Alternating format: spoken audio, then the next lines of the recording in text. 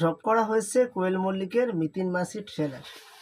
মিতিন মাসির ট্রেলারটা এমন একটা জায়গায় রয়েছে, কোয়েল মল্লিকের লেডি সুপারস্টার এই ট্যাগলাইনটা আরামসে দেওয়া যেতে পারে।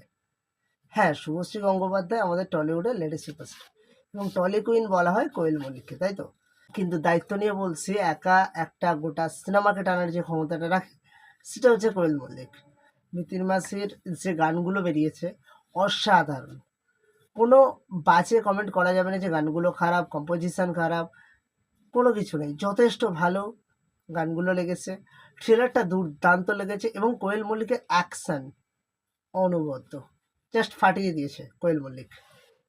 মিতিন মাসি ফ্র্যাঞ্চাইজির তৃতীয় ছবি মিতিন একটি খুনির সন্ধানে সব থেকে বড় বাজি হতে পারে, এটা দায়িত্ব নিয়ে বলে দিচ্ছি আজকের এই ট্রেলার রিভিউতে দায়িত্ব নিয়ে বলতে পারি, মিতিন একটি খুনির সন্ধানে কোয়েল মল্লিক বড়দিনের বাজি হতে চলেছে। দায়িত্ব নিয়ে বললাম কথাটা, মিলিয়ে নিও।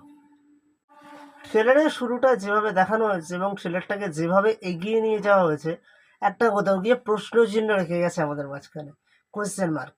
এরপরে কি হবে, এরপরে কি হতে চলেছে, এই চিহ্নটা কিন্তু রয়েছে আমাদের কাছে। তাই মিতিন একটি খুনির সন্ধানে অবশ্যই সিনেমার অপেক্ষায় থাকতে হবে। 25শে ডিসেম্বর একা একটা সিনেমাকে এগিয়ে নিয়ে যাওয়ার নাম, টেনে নিয়ে যাওয়ার নাম কোয়েল মল্লিক হতে চলেছে। মিতিন একটি খুনির সন্ধানে যথেষ্ট ভালো একটা সিনেমা হতে চলেছে, এটা বলে রাখলাম। বক্স অফিসে যথেষ্ট ভালো ফল করবে এই সিনেমা।